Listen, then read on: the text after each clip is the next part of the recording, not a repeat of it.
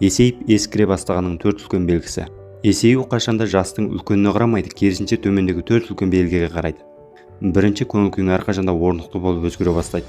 Яғни ішің қанжылап тұрса да түрің күліп тұрады. Және кез келген проблеманы ашумен емес, ақылмен шеше бастайсың. Екінші, дариядай кең бола бастайсың.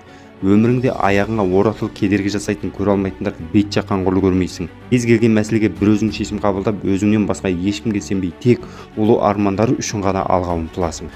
Үшінші, басқалардың орнында тұрып ойлана бастайсың. Кез келген адамның пікір тыңдап, жағдайын түсіне білесің, бірақ өз пікіріңді ешкімге байлап таңбайсың. Және ешкімнің мүсіркеп қарағанын қажет етпейсің де, болмайтын шаруаға болай ешкіммен бет жыртыспайсың. Төртінші, қарапайым әрі салқынқанды болып өзгересің. Әр адамның басынан өткен кешірмелері көбейген сайын салқынқанды болып өзгере бастайды. Бірақ ол топтан шығу немесе өзімшілдік емес, керісінше жылдар бойы қайралған қанжар секілді керек кезде ғана топтың алдына шығып жол көрсете аласың. Әркім